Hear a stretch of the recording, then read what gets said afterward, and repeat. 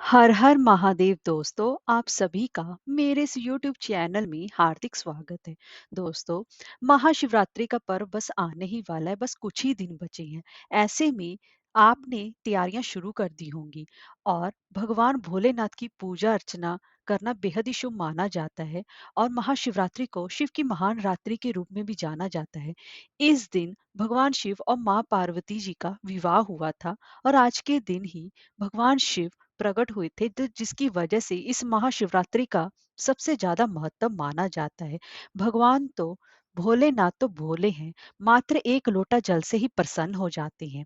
लेकिन अगर भी आप भगवान शिव को विशेष रूप से खास तौर से प्रसन्न करना चाहते हैं, तो इस महाशिवरात्रि पर भगवान शिव को 11 चीजें अवश्य ही अर्पण करें। अगर आप 11 चीजें अवश्य अर्पण नहीं कर सकते हैं, तो कम से कम एक चीज इनमें से तो अवश्य अर्पण करें। तो दोस्तों, आज की इस वीडियो में हम जानने वाले हैं कि महाशिवरात्रि पर भगवान को प्रसन्न करने के लिए हमें कौन सी वो खास 11 चीजें अर्पित करनी चाहिए। तो चलिए वीडियो शुरू करते हैं। दोस्तों, भगवान शिव की पूजा के लिए आपको पूजा की थाली चाहिए। तो पूजा की थाली में आपको कौन सी ऐसी 11 चीजें रखनी है जिससे कि भगवान भोलेनाथ की हम प्रसन्नता पा सकें और अपनी सभी मनोकामनाएं पूर्ण कर सकें। तो पहली है दूध। भगवान भोलेनाथ का दूध से अभिषेक करना अत्यंत ही पुण्यकारी और शुभ फलकारी माना गया है। दूध अर्पित करने से व्यक्ति सदैव स्वस्थ और रोग मुक्त रहता है। विष्णु पुराण के अनुसार समुद्र मंथन के दौरान भगवान शिव ने जब सारा विष अपने कंठ में ग्रहण कर लिया था, जिसके चलते उनका पूरा शरीर नीला पड़ने लगा था, तब सभी देवताओं ने उनका दूध से अभिषेक किया था और विष का असर उन पर कम हो गया था। इसीलिए ही भगवान शिव को दूध अत्यंत ही प्रिय है, इसलिए पूजा की थाली में दूध आप अवश्य ही रखें।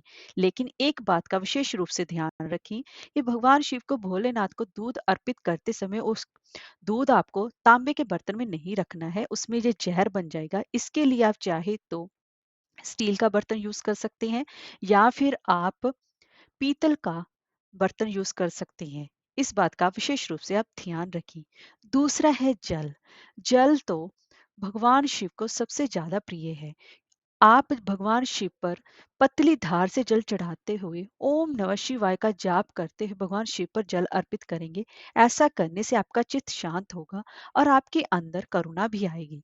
मान्यताओं के अनुसार विष का प्रभाव करने करने के लिए देवताओं ने जब उनके ऊपर जल डाला था, तब से ही उनको नीलकंठ नाम से उनको सुशोभित किया था, जिसकी वजह से जल एकमात्र ऐसा है उपाय है। अगर आप और कुछ भी नहीं चढ़ा सकते, एक लोटा जल भी आप भगवान शिव पर चढ़ा देंगे, तो उनकी प्रसन्नता प्राप्त करने का यह सबसे उत्तम और सान सबसे अच्छा तरीका है।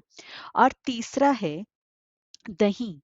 भगवान शिव को दही चढ़ाने से व्यक्ति परिपक्व बनता है, उसके जीवन में स्थिरता आती है। ऐसी भी मान्यता है, अगर भोले बाबा को नियमित रूप से दही अर्पण किया जाए, तो आपकी जिंदगी की जितनी भी अड़चने और कठिनाइयां हैं, वह सभी दूर होती हैं। और चौथा है घी। देसी घी शक्ति का प्रचायक होता है।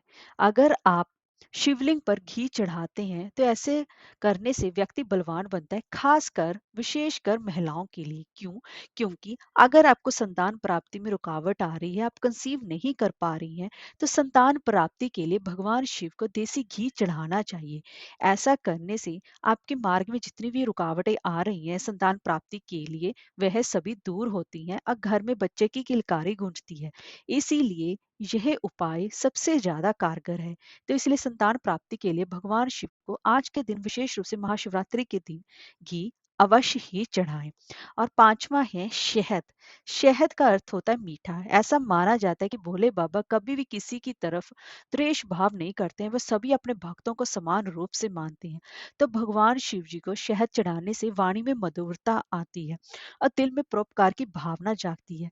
इसीलिए इस शिवरात्रि पर भगवान शिव पर शहद अवश्य ही चढ़ाएं। और अगला है चीनी। महाशिवरात्रि पर शिवलिंग पर चीनी भी अर्पित करनी चाहिए। ऐसे इस पावन अवसर पर भोलेनाथ को चीनी अर्पण करना लाभदायक माना जाता है। सब मानते हैं, अगर भोलेनाथ पर महाशिवरात्रि के दिन थोड़ी सी चीनी अर्पण की जाए, तो घर में यश, वैभव और कीर्ति बनी रहती है और उनका आशीर्वाद भी सदैव बना रहता है। और दूसरी अगली चीज है केसर, भगवान शिव को केसर अत्यंत ही प्रिय है।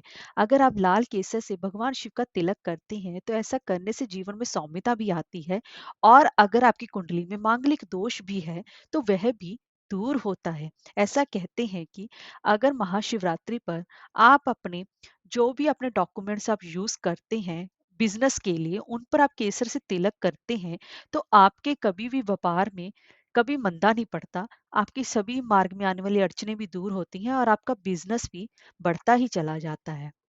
और अगले है इत्र। भगवान शिवलिंग पर इत्र छिड़कना सबसे ज्यादा शुभ माना जाता है। खास करके अगर आप राहु के लिए राहु से मुक्ति प्राप्त करना चाहते हैं, तो गुलाब का इत्र आप अवश्य ही छिड़कें। और इसके साथ साथ आप इत्र छिड़कने से भक्तों को सद्बुद्धि मिलती है।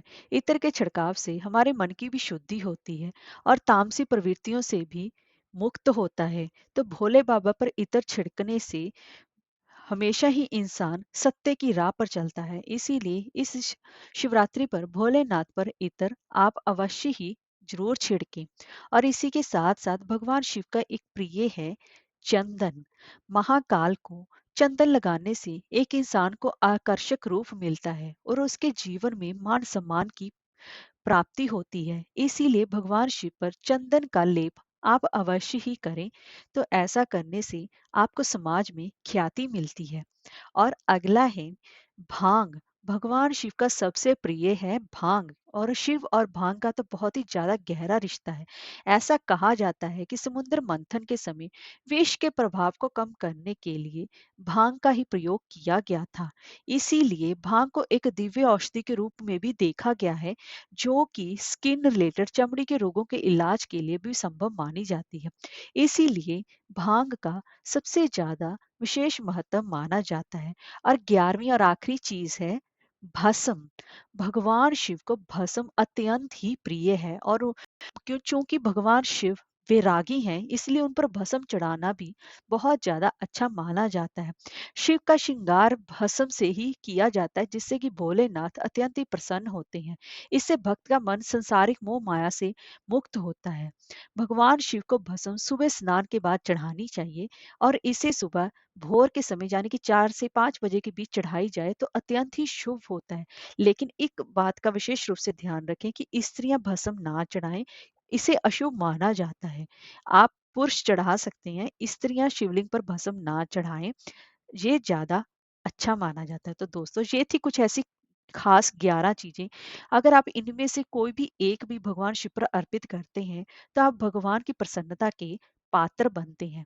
इसीलिए अपनी समर्था के अनुसार भगवान शिव पर, अपने बजट के अनुसार भगवान शिव पर इनमें से कोई एक चीज अवश्य अर्पण करें। अगर आपका बजट अलाउ करता है, तो आप ये सारी चीजें भी अर्पण कर सकते हैं। हर हर महादेव।